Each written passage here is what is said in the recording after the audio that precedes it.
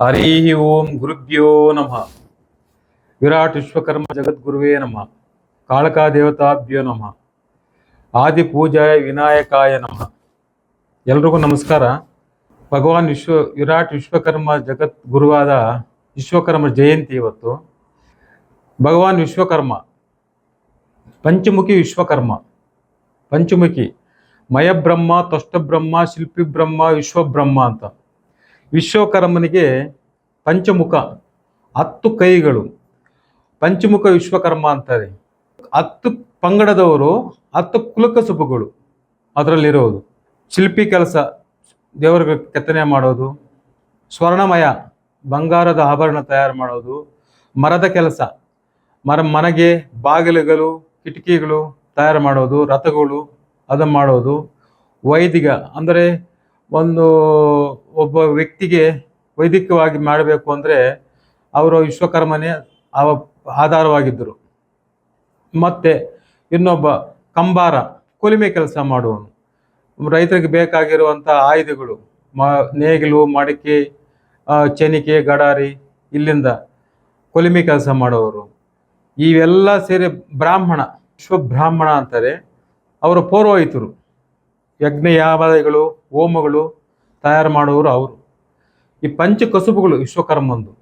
ವಿಶ್ವಕರ್ಮ ಧರ್ಮಪತ್ನಿ ಬಂದು ರಚನಾದೇವಿ ಅಂತ, ಅವ್ರ ಧರ್ಮಪತ್ನಿ. ಅವರ ಸಂತಾನವೇ ಪ್ರಪಂಚ ಎಲ್ಲ ಅರಿಲಿರೋ ವಿಶ್ವಕರ್ಮರು. ಅದರಲ್ಲಿ ಮೊದಲಿಗೆ ನಾವು ತಿಳ್ಕೋಬೇಕಾದ ಜಕಣಾಚಾರ್ಯರು, ಅವ್ರ ಮಗ ಜಂಗನಾಚಾರ್ಯರು. ಅವರ ಸಾಧನೆ ಇಲ್ಲೂ ಅಲ್ಲೆಲ್ಲ ಪ್ರಪಂಚದಲ್ಲಿ ಅಂಥ ಕೆಲಸಕ್ಕೆ ಕೈ ಮುಗಿಯುವಂಥ ಶಿಲ್ಪ ಕೆತ್ತನೆ ಮಾಡಿರುವಂಥ ಅವರು ಜಕಣಾಚಾರ್ಯರು, ತಂದೆಯ ಮಗ. ಎಂಥ ಸಂದರ್ಭದಲ್ಲಿ ಎಂಥವರದು ಕೆಟ್ಟವರಾಗಲಿ, ಒಳ್ಳೆಯವರಾಗಲಿ, ದೊಡ್ಡವರಾಗಲಿ, ಚಿಕ್ಕವರಿಗೆ ತಲೆ ಬಗ್ಗಿಸಿ ನಮಸ್ಕಾರ ಮಾಡೋದು ಆ ಕಲೆಗೆ, ಜಕಣಾಚಾರ್ಯ ಕಲೆಗೆ. ಇದೇ ಮುಳಬಾಗಲ್ ತಾಲೂಕಿನಲ್ಲಿ ಹಲವಾರು ದೇವಸ್ಥಾನಗಳು, ಕುರುಡುಮಲೆ ಆಂಜನೇಯ ಸ್ವಾಮಿ ದೇವಸ್ಥಾನ, ಸೋಮೇಶ್ವರ ದೇವಸ್ಥಾನ, ಲೇಪಾಕ್ಷಿ, ವಿರೂಪಾಕ್ಷಿ, ಆವಣಿ ತುಂಬಾ ಕೆಲಸ ಮಾಡಿದೆ. ಅದೆಲ್ಲ ವಿಶ್ವಕರ್ಮ ಸೃಷ್ಟಿನೇ. ವಿಶ್ವಕರ್ಮ ಒಂದು ಹಕ್ಕು. ಅವರೊಂದು ಸಮುದಾಯ ಮಾಡಿ ಅದು ನೆರವೇರಿಸೋಕ್ಕೋಸ್ಕರ ಎಲ್ಲರೂ ಕೈ ಮುಗಿತಾ ಇದ್ದಾರೆ. ಎಲ್ಲಾ ಜನಾಂಗದವರು ಕೈ ಮುಗಿಬೇಕು ಅಂತ ಸಾಧನೆಯನ್ನು ಮಾಡಿಬಿಟ್ಟು ಹೋಗೋರೆ. ಅದು ವಿಶ್ವಕರ್ಮನೇ. ಈ ವಿಶ್ವಕರ್ಮ ಜಗತ್ ಸೃಷ್ಟಿಕರ್ತ ಅಂತಾರೆ. ಏನಪ್ಪ ಸೃಷ್ಟಿಕರ್ತ ಅಂದ್ರೆ ಕೇಳ್ತಾರೆ, ಯಾಕಪ್ಪ ಸೃಷ್ಟಿಕರ್ತ ಅಂದ್ರೆ ಜಗತ್ತ ಇರುವಂತ ಎಲ್ಲಾ ಆಯುಧಗಳು ಒಬ್ಬ ರೈತನಿಗೆ ಬೆನ್ನೆಲುಬಾಗಿ ನಿಂತು ರೈತನಿಗೆ ಬೇಕಾಗಿರುವಂತ ಮಡಿಕೆ, ಚನಿಕಿ, ಗುದ್ದಲಿ, ಗಡಾರಿ, ಮಚ್ಚು ಎಲ್ಲವನ್ನೂ ವಿಶ್ವಕರ್ಮ ರೈತನಿಗೆ. ಅದೇ ರೈತ ಒಂದು ಮನೆ ಕಟ್ಟಬೇಕು ಅಂತೆ, ಆ ಮನೆಗೆ ಬೇಕಾಗಿರುವಂತನ ಕಿಟಕಿ, ಬಾಗಿಲು ತಯಾರು ಮಾಡಿಕೊಟ್ಟಿರೋಂಥನು ವಿಶ್ವಕರ್ಮನೆ. ಒಂದೆರಡಲ್ಲ, ದೇವಾನ ದೇವತೆಗಳಿಂದಾನು ಸತ್ಯಯುಗ, ತ್ರೇತಾಯುಗ, ದ್ವಾಪರ ಯುಗ ಅಲ್ಲಿಂದನೂ ರಾಜರಿಗೆ ಒಂದು ಮಂಟಪಗಳಾಗಲಿ, ಒಂದು ರಥೋತ್ಸವ ಆಗಲಿ, ಒಂದು ರಥವಾಗಲಿ, ಒಂದು ಸಿಂಹಾಸನ ಆಗಲಿ, ಅವ್ರ ಕೂತು ಅರಮನೆ ಆಗಲಿ, ಎಲ್ಲವನ್ನು ಸೃಷ್ಟಿ ಮಾಡಿದ ವಿಶ್ವಕರ್ಮನು. ಒಬ್ಬ ಆಭರಣಗಳು, ಆ ಆಭರಣಗಳನ್ನು ತಯಾರು ಮಾಡಬೇಕು ಅಂದ್ರೆ ಒಂದು ಸುಂದರವಾಗಿ ಒಂದು ರಾಣಿ ದೇವರಿಗಾಗಲಿ, ಮೂರ್ತಿಗಾಗಲಿ, ಒಂದು ರಾಣಿಗಾಗಲಿ, ರಾಜರಿಗ ಕಿರೀಟದಿಂದ ಹಿಡಿದು ಆಭರಣಗಳಿಂದ ಹಿಡಿದು ಎಲ್ಲವನ್ನೂ ತಯಾರು ಮಾಡಿಕೊಟ್ಟಿರುವಂತನು ವಿಶ್ವಕರ್ಮನು. ಒಂದು ಆಭರಣ, ಒಂದು ತಲೆ ಕಿರೀಟ, ಒಂದು ಗದೆ, ಕತ್ತಿ ಎಲ್ಲವನ್ನೂ ತಯಾರು ಮಾಡಿಕೊಟ್ಟಿರುವಂತನು ವಿಶ್ವಕರ್ಮನೆ.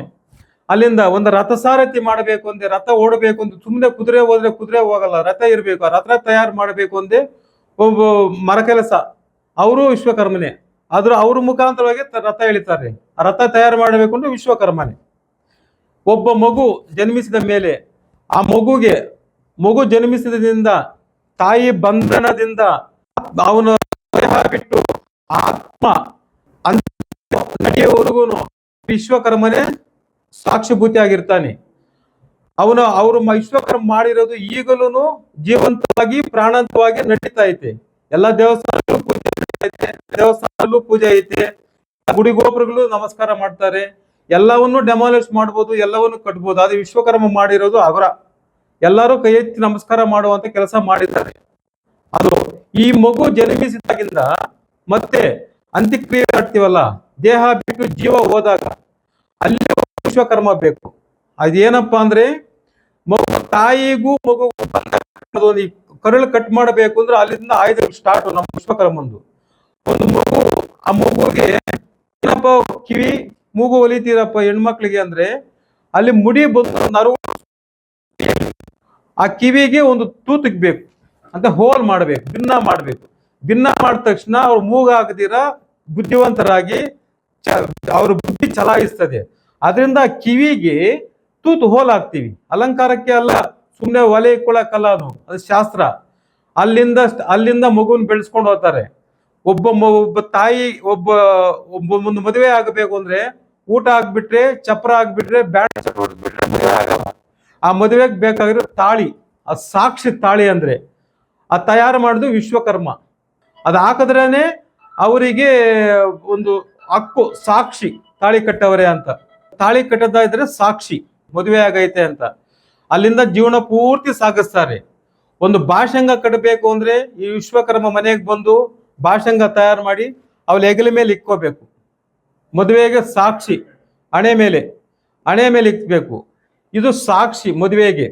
ಅಲ್ಲಿಂದ ಜೀವನ ಸಾಗಿಸುವುದು. ರಾಜರಿಗೂ ಆ ಸ್ಥಾನದಲ್ಲಿ ಅವ್ರ ಅರಮನೆಯಲ್ಲಿ ನಮಗೂ ಸ್ಥಾನ ಇತ್ತು ಮೊದಲಿಗೆ, ಆಚಾರ್ಯ ಅಂತ. ಒಬ್ಬ ವೈದಿಕ ಮಾಡಬೇಕು ಅಂದ್ರೆ ನಾವೇ ತರಬೇಕು ಅವ್ರ ವೈದಿಕಕ್ಕೆ. ಭಾವನ ಮಹರ್ಷಿ ಭದ್ರಾವತಿ ದೇವರು ಬಟ್ಟೆ ತಯಾರು ಮಾಡಿದವರು ಈ ಭೂಲೋಕದಲ್ಲಿ. ಮೊದಲಿಗೆ ಎಲ್ಲ ಎಲೆ ಸುಟ್ಕೊಂಡು ಓಡಾಡ್ತಾರೆ ಜನಗಳು. ಸೂರ್ಯ ತಯಾರು ಮಾಡಿಕೊಟ್ಟಿದ್ದೆ ನಾವು, ಅಲ್ಲಿಂದ ಬಂದೈತೆ ನಮ್ದು. ಮತ್ತೆ ನೆಕ್ಸ್ಟ್ ಅದಾದ ತಕ್ಷಣ ಒಂದು ಚೇರ್ ಆಗ್ಲಿ, ಕೂತ್ಕೊಳ್ಳೋಕೆ ಒಂದು ಬಳಪ ಆಗ್ಲಿ, ಒಂದು ಪುಸ್ತಕ ಆಗ್ಲಿ, ಬರೆಯಕ್ಕೆ ಒಂದು ಪೆನ್ ಆಗ್ಲಿ, ಪೆನ್ ಮುಳ್ಳು ನಮ್ದು. ಬರ್ದಿದ್ದು ಮುಳ್ಳಲ್ಲ, ನಮ್ಮ ದಬ್ಬಳದಲ್ಲಿ ನಾವು ಮಾಡೋ ಕಂಬಿನ ತುಗುಡದಲ್ಲಿ ಮಾಡಿರೋದು. ಈಗೂ ಸಾಕ್ಷ್ಯ ಆಧಾರಗಳೈತೆ. ಇವಾಗ ಬೇಲೂರು ಹಳೇಬೀಡಿಗೆ ಹೋದ್ರೆ ಎಲ್ಲರೂ ತಲೆ ಬಗ್ಗಿಸುವಂತ ಕೆಲಸ ಮಾಡಿಕೊಟ್ಟು ಹೋಗ್ಬಿಟ್ಟವ್ರೆ ನಮ್ಮ ಪೂರ್ವಿಕರು. ತಲೆ ಬಗ್ಗಿಬೋದು ನಮಸ್ಕಾರ ಮಾಡಬೇಕು. ಆ ತರ ಕೆಲಸ ಇವತ್ತಿಗೂ ಶಾಶ್ವತ. ಇವಾಗ ವಿಶ್ವಕರ್ಮನು ಜೀವಂತವಾಗಿದ್ದಾನೆ ಅಂದ್ರೆ ಇವೆಲ್ಲ ಸಾಕ್ಷಿ. ಈ ವಿಶ್ವಕರ್ಮ ಕುಲಭೇದವಿಲ್ಲ, ಎಲ್ಲ ಜನಾಂಗಕ್ಕೂ ಎಲ್ಲ ಜಾತಿಗೂ ವಿಶ್ವಕರ್ಮನೇ ಸಾಕ್ಷ್ಯ ಆಧಾರವಾಗಿದ್ದಾನೆ. ಯಾಕಪ್ಪ ಅಂದ್ರೆ ವಿಶ್ವಕರ್ಮ ಒಬ್ಬರಿಗೆ ಅನ್ನೋದಿಲ್ಲ. ಬ್ರಾಹ್ಮಣರಿಂದ ಹಿಡಿದು ಲಾಸ್ಟ್ಗೆ ಒಂದು ತಲಾರಿವರೆಗೂ ಇವ್ರ ಆಯುಧಗಳೇ ಬೇಕು. ನಮ್ಮ ಒಂದು ದೇವಸ್ಥಾನದ ದೇವರ ಪ್ರತಿಷ್ಠೆ ಆಗಬೇಕು ಅಂದ್ರೆ ನಾವು ಅದಕ್ಕೆ ಅರ್ಚಕರ ಪ್ರಾಣ ಎಲ್ಲ ಉಯ್ಬೇಕು ಅಂದ್ರೆ ಬ್ರಾಹ್ಮಣರು, ಒಬ್ಬ ತಲಾರಿ ತೋಟಿ, ಒಬ್ಬ ಹೆಣ ಸಾಗಿಸ್ಬೇಕು ಅಂದ್ರೆ ಮಚ್ಚಿದ್ರೆ ಕೈಯಲ್ಲಿ ಮಚ್ಚಿರ್ಬೇಕು. ಆ ಮಚ್ಚಿ ತಯಾರು ಮಾಡಿದೆ ವಿಶ್ವಕರ್ಮನು. ಆ ಬಾಡಿನ ಯಾರು ಹೆಗಲ ಮೇಲೆ ಎತ್ಕೊಂಡು ಹೋಗಲ್ಲ. ಒಂದು ಮರ ಕಡಿದು ಮರದ ಮೇಲೆ ಚಟ್ಟ ಕಟ್ಟಿ ಒತ್ಕೊಂಡು ಹೋಗ್ತಾರೆ. ಮರ ಕಡಿಬೇಕು ಅಂದ್ರೆ ನಮ್ ಮುಚ್ಚಿರ್ಬೇಕು. ಈ ಒಳ್ಳೆಯಿಂದ ಕೆಟ್ಟದ್ದು ಅಂತಾರೆ. ನಾನು ಹೇಳ್ದೆ, ಒಂದು ಮಗುಗೂ ತಾಯಿಗೂ ಬಂಧ ಕಟ್ ಮಾಡಿ ಜೀವ ಬಂದಾಗಿಂದಾನು ಅಂತ ಸಂಸ್ಕೃತಿ ಅವರು ನಾವೇ ಇರ್ತೀವಿ. ಇಂಥ ಬ್ರಾಹ್ಮಣರು, ಇಂಥ ವಿಶ್ವಕರ್ಮರು ಈ ಭೂಲೋಕಕ್ಕೆ ಬೇಕಾಗಿರುವಂತ ಎಲ್ಲ ಆಯುಧಗಳು, ರಾಜ್ಯಗಳು, ಗೋಪುರಗಳು, ಗುಡಿಗೋಪುರಗಳು, ರಥೋತ್ಸವಗಳು ಎಲ್ಲ ಸೃಷ್ಟಿ ಮಾಡಿರೋದು ವಿಶ್ವಕರ್ಮರು. ನಮ್ಗೆ ಯಾವ ನೆರವು ಇಲ್ಲ. ಸರ್ಕಾರಕ್ಕೆ ಗಮನವನ್ನು ಹಾಕ್ತೀನಿ, ನಮ್ಗೇನೋ ಸ್ವಲ್ಪ ವಿಶ್ವಕರ್ಮ ಜನಾಂಗಕ್ಕೆ ಒಂದು ನೆರವು ಮಾಡಿಕೊಳ್ಳಿ ಅಂತ ನಮ್ದು ಕಳಕಳೆ ಕೋರಿಕೆ. ಈ ಸಂದರ್ಭದಲ್ಲಿ ವಿಶ್ವಕರ್ಮ ಅನುಗ್ರಹದಿಂದ, ಅವ್ರ ಕೃಪೆಯಿಂದ ಸಕಾಲಕ್ಕೆ ಮಳೆ ಬೆಳೆ ಆಗಿ ನಾಡಿನ ಸಮಸ್ತ ಜನತೆಗೆ ವಿಶ್ವಕರ್ಮ ಜಯಂತಿಯ ಆರ್ಥಿಕ ಶುಭಾಶಯಗಳು. ಎಲ್ಲರಿಗೂ ಆಯುಷ್ ಆರೋಗ್ಯ ಕೊಡಲಿ, ಸುಖ ಸಂತೋಷ ನೆಮ್ಮದಿಯಿಂದ ಸಂಸಾರ ಸಾಗಿಸಲಿ. ಹರಿ ಓಂ ಸ್ವಸ್ತಿ.